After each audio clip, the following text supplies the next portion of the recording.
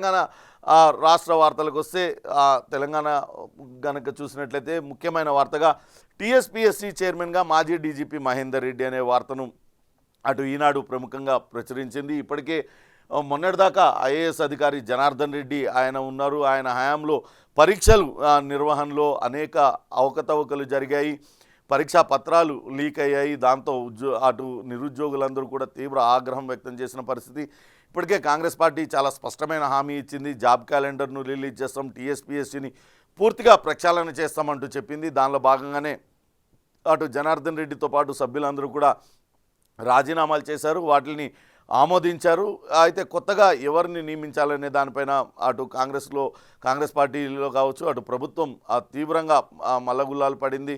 ఎవరైనా ఒక మంచి వ్యక్తిని, సమర్థుడైన వ్యక్తిని కనుక నియమించినట్లయితే, వివాదరహితుడిని నియమించినట్లయితే టీఎస్పీఎస్సీ నిర్వహణ సక్రమంగా ఉంటుంది, పరీక్షలను నిర్వహించవచ్చు.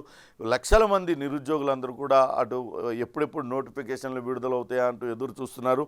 ఇప్పటికే 2 సార్లు 3 సార్లు పరీక్షలు వాయిదాయని అనేక మంది నిరుద్యోగులు, ప్రవల్లిక లాంటి నిరుద్యోగులందరూ కూడా ఆత్మహత్యలకు పాల్పడ్డారు. తిరిగి కాంగ్రెస్ ప్రభుత్వంలో అటువంటి పరిస్థితి రావద్దంటూ కాంగ్రెస్ పార్టీ నిర్ణయించింది. దానిలో భాగంగానే మాజీ డీజీపీ మహేందర్ రెడ్డి ఐపీఎస్ అధికారి, ఆయనను టీఎస్పీఎస్సీ చైర్మన్గా నియమించాలని భావిస్తుంది. ఆయనతో పాటు మరో 2 పేర్లు పరిశీలించిన స్క్రీనింగ్ కమిటీ గవర్నర్ ఆమోదానికి ప్రభుత్వ సిఫార్సు అనేది ముఖ్యమైన వార్తగా ఇచ్చింది.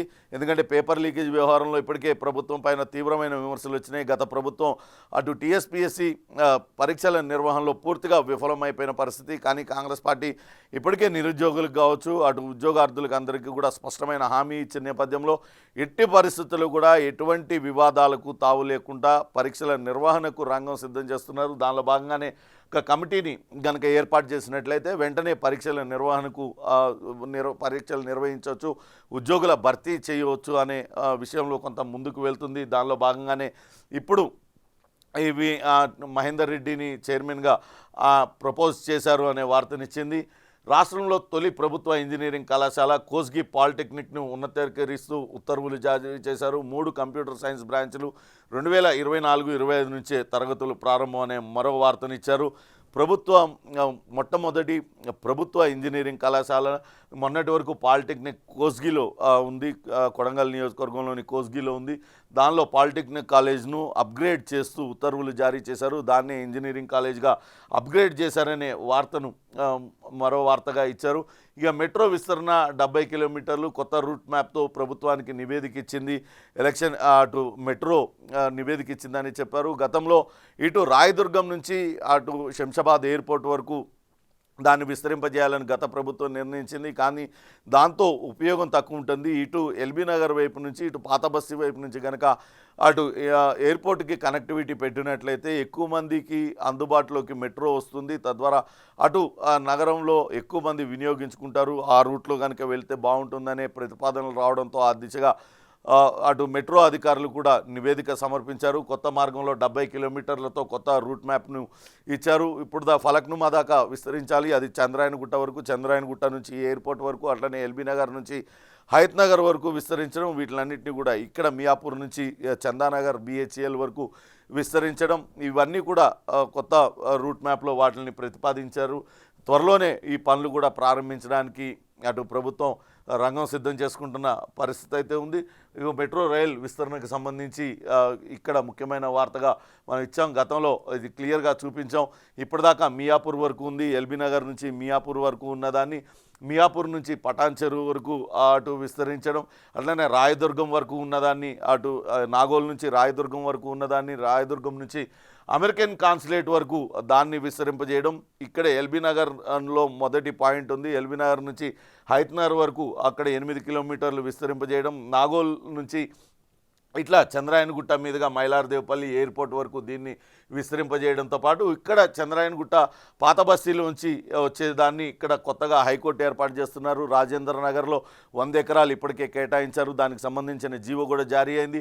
హైకోర్టు నూతన ప్రాంగణం వరకు ఈ మెట్రో రైల్ విస్తరణ జరిపే కార్యక్రమం చేపట్టారు. ఈ కొత్తగా విస్తరింపజేసబోయే ఈట్లీ రూట్ మ్యాప్ మొత్తం 70 కిలోమీటర్ల మేర ఈ విస్తరణ జరగనుంది. ఇప్పటికే నివేదిక మెట్రో ఎండి ఎన్విఎస్ రెడ్డి సమర్పించారు. దానికి సంబంధించి అటు ప్రభుత్వం కూడా సానుకూలంగా స్పందించింది. త్వరలోనే మెట్రో విస్తరణ పనులన్నీ కూడా ప్రారంభం కానున్నాయి. ఇక ఆంధ్రజ్యోతి విషయానికి వస్తే అటు రామయ్య వచ్చాడయ్యా అంటూ వార్తనిచ్చారు. ఆ అయోధ్యలో నిన్న రామమందిర నిర్మాణం, ఆ విగ్రహ ప్రతిష్టకు సంబంధించి మేడిగడ్డ బేడిపండి అనే మరో ముఖ్యమైన వార్తను కూడా మనం చూడవచ్చు. ఇప్పటికే విజిలెన్స్ దీనిపైన విచారణ చేపట్టింది. అటు మొత్తం మీద 3-4 రోజుల పాటు కాళేశ్వరం ప్రాజెక్టు మేడిగడ్డ కుంగిన చోట వీటిలన్నింటినీ కూడా వాళ్ళు పరిశీలించారు. నిజంగానే అక్కడ జరిగింది అనే దానిపైన ఒక అంచనాకు వచ్చారు. మేడిగడ్డ ప్రాజెక్ట్ నిర్మాణంలో జరిగిన అవినీతితో 3,200 కోట్లు వృధా అయినట్లుగా అటు విజిలెన్స్ అండ్ ఎన్ఫోర్స్మెంట్ విభాగం ప్రాథమిక అంచనాకు వచ్చిందనే వార్తను ఇచ్చారు. మొదటి నుంచి కూడా అనేక ఆరోపణలు కాంగ్రెస్ పార్టీ చేస్తూ వచ్చింది. మేడిగడ్డ కుంగినప్పటి నుంచే కాళేశ్వరం అనేది కేసీఆర్ కుటుంబానికి ఏటీఎంలా మారిపోయిందంటూ విమర్శలు చేశారు. ఎన్నికల సందర్భంగా అటు ఏటీఎంను కూడా తయారు చేశారు. అందులో కేసీఆర్ నోట్లోకి 2,000 నోట్లన్నీ కూడా వెళ్ళిపోతున్నట్లుగా చూపించారు. దీనిపైన అటు జ్యుడిషియల్ కమిటీని వేస్తామంటూ ఇప్పటికే ప్రకటించారు ముఖ్యమంత్రి రేవంత్ రెడ్డి. దానిలో భాగంగానే విచారణకు ఆదేశించారు. మొత్తం ఈ వ్యవహారంలో 32 మంది అధికారుల పాత్ర ఉందని నిర్ధారించింది. తొలుత మరిన్ని బ్లాకుల్లో సమస్యలు ఉన్నట్లుగా ప్రాథమిక అంచనాకు వచ్చినా ఇప్పుడు బ్యారేజీ మొత్తం సమస్యలు ఉన్నట్లు తేల్చింది. మరమ్మతులు చేసిన నిరుపయోగమేనని విజిలెన్స్ భావిస్తుంది. ఈ మేరకు ప్రభుత్వానికి మధ్యంతర నివేదికను అందజేసేందుకు సిద్ధమైంది. కాళేశ్వరం ప్రాజెక్టులో భాగంగా నిర్మించిన మేడిగడ్డ బ్యారేజ్ కుంగిపోవడంపై విజిలెన్స్ విచారణకు ఈ నెల 7న ప్రభుత్వం ఆదేశాలు జారీ చేసింది. ఆ తర్వాతే అధికారులు బృందాలుగా విడిపోయి విచారణ వేగవంతం చేశారు. ఈ 9వ తారీఖున రాష్ట్ర వ్యాప్తంగా 10 ప్రాంతాల్లో సోదాలు చేపట్టారు. 45 కేటగిరీల్లో సమాచారాన్ని నీటిపారుదల శాఖ అధికారుల నుంచి సేకరించారు. హైదరాబాద్లో ఈఎన్సీ నేతృత్వంలోని ప్రాజెక్ట్ అండ్ మానిటరింగ్, నీటిపారుదల శాఖలోని సెంట్రల్ డిజైనింగ్ ఆర్గనైజేషన్, హైడ్రాలజీ విభాగాల్లో సోదాలు చేసి కాళేశ్వరంతో ముడిపడి ఉన్న ఫైళ్లన్నింటినీ కూడా స్వాధీనం చేసుకున్నారు. బ్యారేజీ నిండా సమస్యలే ఉన్నాయి, నిరుపయోగం, ఇది రిపేర్ చేసినా కానీ ఎందుకు పనికిరాదు, మరమ్మతులకు 500 కోట్లు పైనే వస్తుంది అంటూ అంచనా వేసింది నిర్మాణ సంస్థననే వార్తనిచ్చారు. నిజంగా కూడా కాళేశ్వరాన్ని తన రక్తాన్ని మెదడుని అంతా కరిగించి డిజైన్ చేశాం. కాళేశ్వరం అనేది అద్భుతమైన ప్రాజెక్ట్ అంటూ గత ప్రభుత్వం చెప్తూ వచ్చింది. కేసీఆర్ స్వయంగా తానే డిజైన్ చేశాను, తన రక్త మాంసాలను కరిగించి మరి ఈ కాళేశ్వరం ప్రాజెక్టుని డిజైన్ చేశానని చెప్తూ వచ్చారు. కానీ మేడిగడ్డ కుంగిపోయింది. అటు నేషనల్ డ్యామ్ సేఫ్టీ అధికారులు కూడా డిజైనింగ్ లోపం వల్లనే ఈ కుంగుబాటు జరిగిందంటూ కూడా ఇప్పటికే నివేదిక ఇచ్చారు. కానీ గత ఐటీ శాఖ మంత్రి కావచ్చు, గత ప్రభుత్వంలో మంత్రులందరూ కూడా చిన్నపాటి నెర్రలు వస్తేనే మేడిగడ్డ ప్రాజెక్టు పనికిరాదంటూ ప్రచారం చేస్తున్నారనే విమర్శలు వాళ్ళు చేశారు. అక్కడ ఏమీ జరగలేదనే కలరింగ్ ఇచ్చారు, విద్రోహ చర్య అన్నారు, రకరకాలుగా తప్పించుకునే ప్రయత్నం చేశారు. కానీ విజిలెన్స్ విచారణలో చాలా స్పష్టంగా తేలింది. 32 మంది అధికారులకు పాత్ర ఉన్నది. 3,200 కోట్ల రూపాయల ప్రజాధనం వృధా అయిపోయింది. లక్షల ఎకరాలకు నీళ్ళు ఇస్తామన్నారు. కానీ వాస్తవంగా ఎక్కడ కూడా జరగలేదు.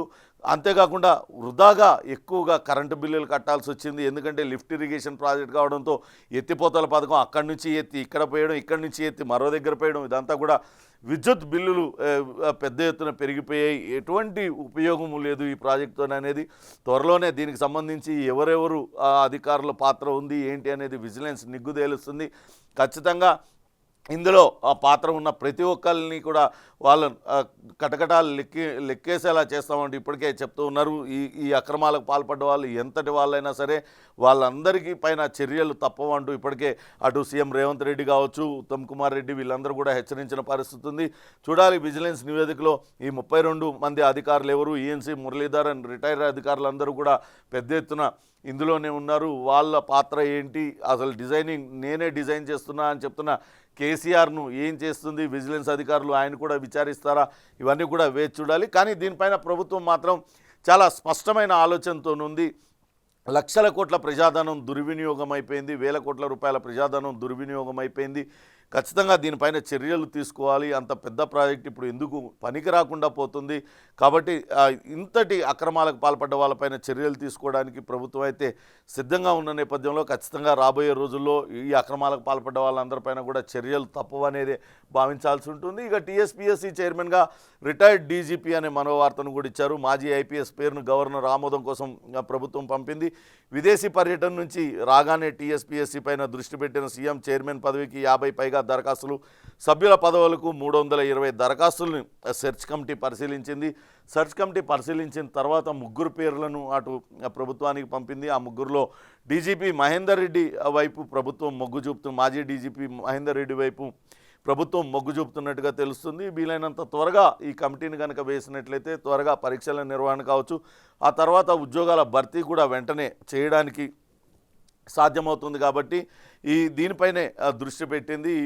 రేవంత్ రెడ్డి దావోస్ పర్యటనకు వెళ్ళారు. నిన్నే ఆయన హైదరాబాద్కి చేరుకున్నారు. రాగానే ఆయన ఇదే పనిలో ఉన్నారు. వీలైనంత త్వరగా టీఎస్పీఎస్సీ కమిటీ వేసినట్టు చైర్మన్ను ఇతర సభ్యుల్ని నియమించి పరీక్షల నిర్వహణకు రంగం సిద్ధం చేయాలంటూ అధికారులను ఆదేశించిన నేపథ్యంలో గవర్నర్ ఆమోదం కోసం పంపారు. ఈరోజు రేపట్లో గవర్నర్ ఆమోదం రాగానే కొత్త కార్యవర్గం కొలువు తీరుతుంది.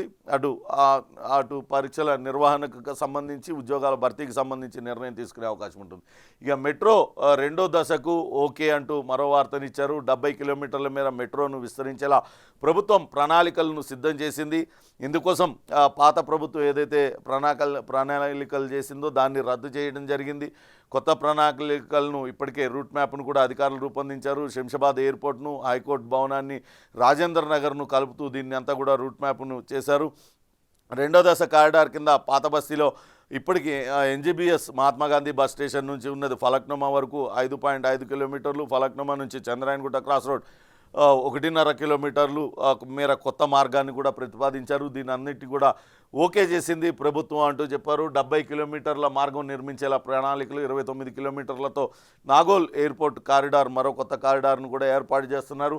మైలార్దేవ్పల్లి నుంచి ప్రతిపాదిత హైకోర్టు వరకు, రాయదుర్గం నుంచి అమెరికన్ కాన్సులేట్ వరకు, మియాపూర్ నుంచి పటాన్ చెరువు వరకు పొడిగింపు, పాత బస్తీ మార్గం అభివృద్ధికి ప్రత్యేక ప్రణాళిక, మరో 3 నెలల్లో డిపిఆర్లు అంటూ అటు మెట్రో ఎండి ఎన్విఎస్ రెడ్డి ఆయన ప్రకటించారు. అటు ప్రభుత్వం కూడా దీనికి ఓకే చెప్పిన విషయాన్ని ముఖ్యమైన వార్తగా ఆంధ్రజ్యోతి ఇచ్చింది. ఇక సాక్షి విషయానికి వస్తే టీఎస్పీఎస్సీ చైర్మన్గా మహేందర్ రెడ్డి అనే వార్తనిచ్చారు. అట్లనే అటు రియల్ అభివృద్ధికి ప్రాధాన్యం అంటూ ఉప ముఖ్యమంత్రి బట్టి విక్రమార్క చేసిన వ్యాఖ్యలను కూడా ఇచ్చారు. రియల్ ఎస్టేట్ ప్రతినిధి బృందానికి డిప్యూటీ సీఎం హామీ ఇచ్చారు. రీజనల్ రింగ్ రోడ్ నిర్మాణంలో హైదరాబాద్ మరింత అభివృద్ధి చెందుతుందని ఇప్పటికే ప్రభుత్వం ప్రకటించింది. ముఖ్యమంత్రి రేవంత్ రెడ్డి కూడా ప్రకటించారు. ఫార్మాసిటీని అక్కడి నుంచి తరలిస్తున్నాము, అక్కడ మెగా సిటీని ఏర్పాటు చేస్తాము, అట్లనే రీజనల్ రింగ్ రోడ్ చుట్టూతా అటు గేటెడ్ కమ్యూనిటీలను అభివృద్ధి చేస్తామంటూ కూడా గతంలోనే అటు రేవంత్ రెడ్డి ప్రకటించారు. ఈ నేపథ్యంలోనే రియల్ ఎస్టేట్ వ్యాపారులకు కొంతవరకు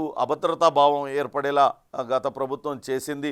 కాంగ్రెస్ పార్టీ వస్తే ఇక్కడ అన్ని రియల్ ఎస్టేట్ భూమి పడిపోతుంది, ఒక్కసారిగా భూముల ధరలన్నీ తగ్గిపోతాయనే అపోహలు కల్పించింది. కానీ రియల్ ఎస్టేట్ అభివృద్ధికి ప్రాధాన్యం ఉంటుంది. ఖచ్చితంగా రాబోయే రోజుల్లో రీజనల్ రింగ్ రోడ్ చుట్టూతా కూడా నగరం అభివృద్ధి చెందేలా చర్యలు తీసుకుంటున్నాం. ఆయా ప్రాంతాల్లో పెద్ద గేటెడ్ కమ్యూనిటీస్ కావచ్చు, అక్కడ ఒక సిటీస్ని డెవలప్ చేస్తామంటూ ఇప్పటికే రేవంత్ రెడ్డి కూడా స్పష్టమైన హామీ ఇచ్చారు. అట్లనే పారిశ్రామిక అభివృద్ధి, ఆ రింగ్ రోడ్ చుట్టూతా పరిశ్రమలను కూడా ఏర్పాటు చేయడానికి ఇప్పటికే సూత్రప్రాయంగా నిర్ణయించారు. ఈ నేపథ్యంలోనే రియల్ ఎస్టేట్ అభివృద్ధికి ప్రాధాన్యం ఉంటుంది కాంగ్రెస్ ప్రభుత్వంలో అంటూ ఉప ముఖ్యమంత్రి బట్టి చేసిన నిన్న అటు రియల్ ఎస్టేట్ వ్యాపారులతో కావచ్చు, రియల్ ఎస్టేట్ ప్రతినిధి బృందానికి డిప్యూటీ సీఎం రేవంత్ రెడ్డి అటు బట్టి విక్రమార్క హామీ ఇచ్చారు. దానికి సంబంధించిన వార్తను కూడా ఇచ్చారు. ఇక నగరానికి నీటి ముప్పు అనే మరో వార్తను కూడా మనం చూడాలి. నాగార్జున సాగర్ జలాశయంలో తగ్గుతున్న నిల్వలు, ప్రస్తుతం 520 అడుగులకు చేరిన నీటి మట్టం మరో 10 అడుగులు తగ్గితే ఆందోళనకరమే. తాజా వివాదంతో అత్యవసర ఎత్తిపోతలకి కష్టమే అంటున్నారు. వేసవి రావడానికన్నా ముందే నగరానికి నీటి ముప్పు ముంచి ఉంది. నాగార్జున సాగర్లో అటు నీటి నిల్వలు అడుగంటిపోతున్నాయి. ప్రస్తుతం 520 అడుగులకు నీటి మట్టం చేరింది, కనిష్టానికి చేరింది. మరో 10 అడుగులు తగ్గితే నీటి సరఫరాకి ఇబ్బందులు ఎదురవుతాయనే వార్తను కూడా ఇచ్చారు. చూడాలి దీనిపైన అటు ప్రభుత్వం ఎటువంటి నిర్ణయం తీసుకుంటుందనే చూడాలి. నాగార్జున సాగర్ ప్రాజెక్టు పూర్తి స్థాయి నీటి మట్టం 590 అడుగులు అయితే ప్రస్తుతానికి 520కి చేరింది. మరింత తగ్గితే పుటంగండి పంపింగ్ కేంద్రానికి నీరు అందకపోతే అత్యవసర పంపింగ్ తప్పనిసరి అవుతుంది. జలాశయంలో 510 అడుగులు నీటి మట్టం వరకు ఎలాంటి పంపింగ్ లేకుండా నగరానికి తాగునీటిని తరలించవచ్చు. కానీ ఇప్పుడు అత్యవసర పంపింగ్ అవసరమయ్యే పరిస్థితి ఏర్పడింది. దాంతో కొంతవరకు నగరవాసులకి తాగునీటి కష్టాలు తప్పేలా లేవనే వార్తనిచ్చింది. దీనిపైన ప్రభుత్వం ఎటువంటి చర్యలు తీసుకుంటుంది అనేది కూడా మనం వేచి చూడాలి. ఇప్పటికే అటు నీటి జల వివాదం పైన ప్రభుత్వం దృష్టి పెట్టింది. అటు పక్క రాష్ట్రంతో సామరస్యపూర్వకంగా ఉన్న వివాదాలన్నింటినీ కూడా పరిష్కరించుకొని ఇరు రాష్ట్రాలకు న్యాయమైన వాటాలు దక్కేలా చర్యలు తీసుకోవాలంటూ అధికారులను ఆదేశించిన నేపథ్యంలో అధికారులు ఏ రకమైన చర్యలు తీసుకుంటారనే చూడాలి. ఇక V6 కనుక చూసినట్లయితే రాహుల్కి ఆదరణ వస్తున్నదనే బీజేపీ దాడులు చేస్తుందంటూ మంత్రి శ్రీధర్ బాబు చేసిన వ్యాఖ్యలను అటు ముఖ్యమైన వార్తగా ప్రచురించారు. నిన్న అస్సాంలో రాహుల్ గాంధీని గుడిలోకి వెళ్లకుండా అక్కడ అడ్డుకున్నారు పోలీసులు. దానిపైన అక్కడ రాహుల్ గాంధీ ఆందోళన నిర్వహించారు. దీనికి సంబంధించి రాహుల్కు అస్సాం ప్రభుత్వం క్షమాపణలు చెప్పాలంటూ డిమాండ్ చేశారు. నిన్న హైదరాబాద్లో కాంగ్రెస్ పార్టీ క్యాండిల్ లైట్ ర్యాలీని నిర్వహించింది. అటు రాహుల్ని అడ్డుకోవడం పట్ల నిరసన తెలియజేశారు. మరోపక్క నేనేం నేరం చేశాను, నా ఒక్కడికే శాంతి భద్రతలు అడ్డుస్తాయా, అస్సాంలో ఆలయానికి వెళ్ళనీయకపోవడంపై రాహుల్ గాంధీ మండిపాటు, మద్దతుదారులతో కలిసి రోడ్డుపైన బైఠాయించి నిరసన తెలిపారనే మరో వార్తను కూడా ఇచ్చారు. న్యాయయాత్ర కొనసాగిస్తున్నారు. దానిలో భాగంగా నిన్న అస్సాంలో రాహుల్ గాంధీ పర్యటిస్తున్నారు. అక్కడ ఉన్న దేవాలయానికి వెళ్తున్న క్రమంలో పోలీసులు శాంతి భద్రతల సమస్య వస్తుందంటూ ఆయన్ని నిలువరించడంతో ఆయన పోలీసులు తీరుపైన తీవ్ర ఆగ్రహం వ్యక్తం చేశారు. తనకొక్కడికే శాంతి భద్రతలు వర్తిస్తాయా, తాను దేవాలయానికి వెళ్తే వచ్చే తప్పేంటంటూ ఆయన పోలీసుల్ని నిలదీశారు. అక్కడే తన నిరసన కార్యక్రమాన్ని కొనసాగించారు. దానికి సంబంధించిన వార్తను కూడా ఇచ్చారు. మరోపక్క అటు మేడిగడ్డకు సంబంధించిన వార్తను కూడా ఇచ్చారు. 11 పిల్లర్లను పూర్తిగా తొలగించాల్సిందే, మేడిగడ్డ బ్యారేజ్లో అనేక లోపాలు, డిజైన్, నిర్మాణం, నిర్వహణలో నిర్లక్ష్యం గుర్తింపు, సర్కార్కు విజిలెన్స్కు మధ్యంతర నివేదిక అందజేత అనే వార్తనిచ్చారు. ఇప్పటికే మేడిగడ్డ ప్రాజెక్ట్ అటు రిపేర్ చేసినా కానీ పూర్తి స్థాయిలో నిరుపయోగంగా అయిపోతుంది. అది ఎందుకు పనికిరాదు వినియోగానికంటూ విజిలెన్స్ మధ్యంతర నివేదికను ప్రిపేర్ చేసింది. 3,200 కోట్ల రూపాయల సొమ్ము వృధాగా పోయింది. అలానే 32 మంది అధికారుల పాత్ర ఉంది దీని వెనకాలనే మధ్యంతర నివేదికనిచ్చింది. ఇప్పటికే విజిలెన్స్ డీజీ రాజీవ్ రతన్ అటు అనేక బృందాలు అక్కడ సందర్శించాయి, మేడిగడ్డను సందర్శించాయి, అనేక ప్రాంతాల్లో సోదాలు నిర్వహించాయి. ఎవరెవరు పాత్ర ఉంది ఏంటి అనే దానిపైన కూడా ఒక స్పష్టమైన అవగాహనకు వచ్చాయి. ఇప్పటికే అధికారుల పాత్రపైన నిర్దిష్టమైన ఆధారాలను కూడా సేకరించారు. త్వరలోనే వాళ్ళపైన చర్యలకు కూడా రంగం సిద్ధం చేస్తున్నారు. ఈ వార్తను కూడా వెలుగు పత్రిక ఇచ్చింది. ఇక దిశ కనుక చూసినట్లయితే దావోస్ పర్యటన ముగించుకొని హైదరాబాద్కు చేరుకున్న రేవంత్ రెడ్డికి సంబంధించిన వార్త ముఖ్యంగా ప్రచురించింది. అటు రేవంత్కు ఇటీవలనే సలహాదారుగా ఎంపికైన హరకర వేణుగోపాల్ ఆయన స్వాగతం పలుకుతున్న చిత్రాన్ని కూడా మనం చూడవచ్చు. దావోస్ నుంచి ముఖ్యమంత్రి రేవంత్ రెడ్డి హైదరాబాద్ చేరుకోగానే నూతనంగా అపాయింట్ అయిన అటు ప్రభుత్వ సలహాదారు హరకర వేణుగోపాల్ ఆయనకు స్వాగతం పలికారు. మొత్తం మీద దావోస్లో మొట్టమొదటిసారి పర్యటన ద్వారానే దాదాపుగా 40,000 కోట్ల పెట్టుబడులను సాధించారు. ఇది నిజంగా కూడా తెలంగాణ రాష్ట్రం ఏర్పడిన తర్వాత ఇన్ని పెట్టుబడులు ఎప్పుడు కూడా రాలేదు. గత ఐటీ శాఖ మంత్రి కేటీఆర్ దాదాపుగా 4 సార్లు దావోస్ వెళ్ళారు. కేవలం 25,000 కోట్లు మాత్రమే వచ్చాయి. కానీ ఒక్క పర్యటనలోనే దాదాపుగా 40,000 కోట్ల రూపాయల పెట్టుబడులతో పాటు అనేక ఉపాధి అవకాశాలను కూడా రేవంత్ సర్కార్ తీసుకువచ్చింది. దీనిపైన అనేక రకాలైన హేళనలు, ట్రోలింగ్లు, ఆయన మాట్లాడే భాష కావచ్చు, ఆయన ధరించిన దుస్తులపైన సామాజిక మాధ్యమాల్లో రకరకాలుగా ట్రోలింగ్ చేశారు. కానీ వాటిని ఎక్కడా కూడా అటు రేవంత్ రెడ్డి కానీ ఆయన టీం ఎక్కడా కూడా పట్టించుకోలేదు. తమ పని ఏంటి, ఆ పని చేశామా వచ్చామా అన్న రీతిలోనే వాళ్ళ పర్యటన అంతా కూడా కొనసాగింది. ఆ తర్వాత లండన్ వెళ్ళారు. లండన్ తర్వాత థేమ్స్ నదిని అక్కడ చూశారు. ఇక్కడ మూసీ సుందరీకరణ ప్రాజెక్టులో భాగంగా థేమ్స్ నది ఈ పరివాహక ప్రాంతం అంతా కూడా ఏ రకంగా అభివృద్ధి చెందిందో ఇక్కడ కూడా అదే రకంగా అభివృద్ధి చేయడానికి ఎటువంటి అవకాశాలు ఉన్నాయి వీటిలన్నింటినీ కూడా పరిశీలించాలంటూ అధికారులకు ఆదేశాలు జారీ చేశారు. ఇక నిన్న ఏకగ్రీవంగా 2 ఎమ్మెల్సీలు ఎన్నికయ్యారు. అటు బల్మూరి వెంకట్ ఎన్ఎస్ఏ రాష్ట్ర అధ్యక్షుడితో పాటు senior vice president Mahesh Kumar Goud ఇద్దరిని కూడా రిటర్నింగ్ ఆఫీసర్ వాళ్ళకి పత్రాలు అందించారు. ఇద్దరు ఎన్నికైనట్టుగా ఎమ్మెల్సీలుగా వాళ్ళిద్దరిని ఎమ్మెల్యే కోటాలో కాంగ్రెస్ పార్టీ వాళ్ళిద్దరిని ఎంపిక చేసింది. ఇక మెట్రో ఫేస్ 70 కిలోమీటర్లు అంటూ రూట్ మ్యాప్ ఖరారైన వార్తను కూడా ఇచ్చారు. తెలంగాణలో భూ సమస్యలు ఎందుకు, ఏ రాష్ట్రంలో లేవు, సమస్యల అధ్యయనానికి క్షేత్ర పర్యటన, కలెక్టర్లు ఆర్డీఓలతో తహసీల్దారులతో మీట్, ఆర్ఓఆర్ యాక్ట్ మార్పులు అనివార్యం, 3వ సమావేశంలో నిర్ణయాలను వెల్లడించిన కమిటీ అంటూ మరో వార్తను కూడా వేశారు. మొత్తం మీద అక్కడ ధరణిలో రకరకాల సమస్యలు తలెత్తుతున్నాయి. ధరణి వల్ల అనేక మంది ఇబ్బందులు పడుతూ ఉన్నారనే వార్తలు వస్తున్న నేపథ్యంలో దాని మార్పు పైన ఒక కమిటీని వేయడం జరిగింది. ఆ కమిటీ ఎందుకు ఇక్కడే తెలంగాణలోని భూ సమస్యలు ఉన్నాయి, ధరణితో పెద్ద ఎత్తున అక్రమాలకు పాల్పడింది, గత సర్కారు వేల ఎకరాలను దోచేసిందంటూ ఆరోపణలు వస్తున్న నేపథ్యంలో దానిపైన కమిటీ ఏర్పాటైంది. దానిలో నిన్న మరోసారి భేటీ అయిందనే వార్తను కూడా ఇచ్చారు. ఇక సిటీలో స్పెషల్ పోలీస్ ఆఫీసర్లు, రిటైర్డ్ మిలిటరీ, పారామిలిటరీ సిబ్బందిని రిక్రూట్ చేస్తున్నారనే వార్తను కూడా ఇచ్చింది. హోంగార్డుల నియామకాలు నిలిచిపోయిన నేపథ్యంలో రిటైర్డ్ మిలిటరీ, పారామిలిటరీ సిబ్బందిని రిక్రూట్ చేయాలి, సిటీలో స్పెషల్ పోలీస్ ఆఫీసర్లు అంటూ వార్తనిచ్చింది. మరో వార్త, మద్యం ధరలను పెంచబోమంటూ చెప్పారు. డిప్యూటీ సీఎం బట్టి విక్రమార్కతో పాటు ఎక్సైజ్ శాఖ మంత్రి జూపల్లి సెక్రటేరియట్లో నిన్న అధికారులతో సమీక్షా సమావేశాన్ని నిర్వహించారు. ఇదంతా కూడా మందుబాబులకు శుభవార్త అని చెప్పాలి. ఇక తెలంగాణ రాష్ట్రంలో మద్యం ధరలు పెరగబోవడం లేదు, యథావిధిగా ఉంటున్నాయి మద్యం ధరలు అనేది వార్తను కూడా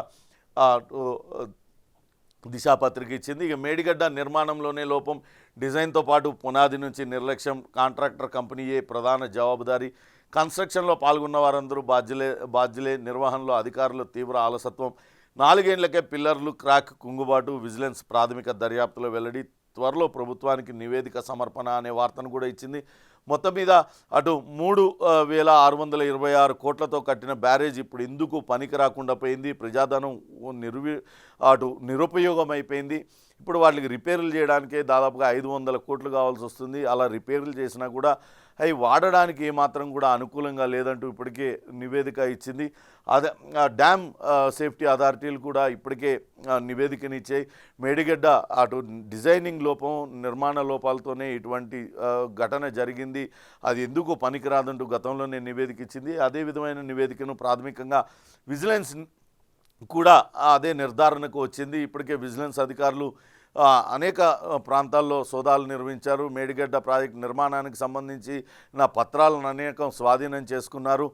ఇందులో ఎవరెవరు పాత్ర ఉంది, వాళ్ళందరినీ బాధ్యుల్ని చేసి వాళ్ళందరిపైన కూడా చర్యలు తీసుకోవడానికి అయితే సిద్ధమవుతుంది. దీనిపైన జ్యుడిషియల్ ఎంక్వైరీ చేస్తామని ఇప్పటికే రేవంత్ రెడ్డి సర్కార్ ప్రకటించిన నేపథ్యంలో రాబోయే రోజుల్లో ఖచ్చితంగా మేడిగడ్డ ప్రాజెక్టు, కాళేశ్వరం ప్రాజెక్టు నిర్మాణంలో పాల్గొన్న ప్రతి ఒక్కరిని బాధ్యులు చేస్తామంటారు. అప్పట్లో హరీష్ రావు మంత్రిగా ఉన్నారు. ఆయనతో పాటు అటు స్మితా సబర్వాల్ నీటిపారుదల శాఖ ముఖ్య కార్యదర్శిగా ఆమె వ్యవహరించారు. ఇంకా ఈఎన్సీ మురళీధరన్ ఇతర వాళ్ళందరి పాత్ర ఏంటి అనే దానిపైన విజిలెన్స్ అయితే ప్రస్తుతం దర్యాప్తు జరుపుతుంది. మొత్తం మీద వాళ్ళందరిపైన కూడా చర్యలు అయితే తప్పవంటూ మరో వార్తనిచ్చింది. ఇక మెట్రో ఫేజ్ 2లో 70 కిలోమీటర్ల మేర రూట్ మ్యాప్ ఖరారు చేసిందనే మరో వార్తను కూడా ఇచ్చింది. తెలంగాణలో ప్రస్తుతం కొలువైన రేవంత్ సర్కార్ వడివడిగా నిర్ణయాలు తీసుకుంటుంది. ఖచ్చితంగా గత ప్రభుత్వం ఏదైతే నిరుపయోగమైన పనులు చేస్తుందో, ఇప్పుడు మెట్రో ప్రాజెక్ట్ నిర్మాణం అంటే రాయదుర్గం నుంచి అటు ఎయిర్పోర్ట్ వరకు విస్తరిస్తామంటూ గతంలో చెప్పింది. కానీ దానివల్ల ఎటువంటి ఉపయోగం ఉండదు. ఇటు ఎక్కువ మందికి కనెక్టివిటీ ఉంటుంది, అటు పాత బస్తీ అభివృద్ధి చెందడం లేదు. కానీ పాత బస్తీ వరకు విస్తరించినట్లయితే ఎక్కువ మంది అటు మెట్రోలో ప్రయాణిస్తారు, ఎక్కువ మంది ప్రయాణికులకు అవసరం పడుతుంది. అలానే అటు నగరం చివరి వరకు విస్తరించినట్లయితే ఎక్కువ మంది కమ్యూటర్స్ ఉంటారు. ఇలా రకరకాలుగా ఆలోచించి మెట్రో విస్తరణను కూడా అటు ప్రతిపాదనలు చేసింది ప్రభుత్వం. దానికి సంబంధించి రూట్ మ్యాప్ను కూడా ఖరారు చేసింది. దానికి ఓకే కూడా చెప్పడం జరిగింది. మరోపక్క టీఎస్పీఎస్సీ నియామకం పైన కూడా సీఎం రేవంత్ రెడ్డి ముఖ్యమైన నిర్ణయం తీసుకున్నారు. వీటిని త్వరితగతిన టీఎస్పీఎస్సీ చైర్మన్ కనుక నియమించినట్లయితే వీలైనంత త్వరగా పరీక్షలు నిర్వహించి అటు ఉద్యోగార్థులు, నిరుద్యోగులకు శుభవార్త చెప్పాలనే ఆలోచనలోనే ప్రభుత్వం ఉంది. దానిలో భాగంగానే ఇటీవలనే మరోసారి పరీక్షలు వాయిదా వేయాల్సి వచ్చింది. మరోసారి నిరుద్యోగులు ఎవరు నిరాశకు గురి కాకుండా సమర్థుడైన వ్యక్తిని అక్కడ టీఎస్పీఎస్సీ చైర్మన్గా కనుక నియమించినట్లయితే మంచి జరుగుతుందన్న ఉద్దేశంతోనే ఆ సెర్చ్ కమిటీకి బాధ్యతలు అప్పచెప్పింది. సెర్చ్ కమిటీ కూడా అనేక మందిని వడబోసిన తర్వాత 3 పేర్లను ప్రభుత్వానికి పంపింది. అందులో మాజీ డీజీపీ, ఐపీఎస్ అధికారి, వివాదరహితుడు మహేందర్ రెడ్డి వైపు ప్రభుత్వం మొగ్గు చూపింది. ఆమోదం కోసం గవర్నర్కు పంపింది. రాగానే ఆయనను చైర్మన్గా సభ్యులుగా 320 మందికి పైగా దరఖాస్తు చేసుకున్నారు. సభ్యుల్ని కూడా నియమించిన తర్వాత వీలైనంత త్వరగా పరీక్షలను నిర్వహించడానికైతే రంగం సిద్ధం చేస్తుంది. మొత్తంగా ఇది ఈరోజు ఇంట్రెస్టింగ్ వార్తలు. తిరిగి రేపు మరిన్ని ఇంట్రెస్టింగ్ టాపిక్స్తో మళ్ళీ కలుద్దాం. Stay tune to Big TV.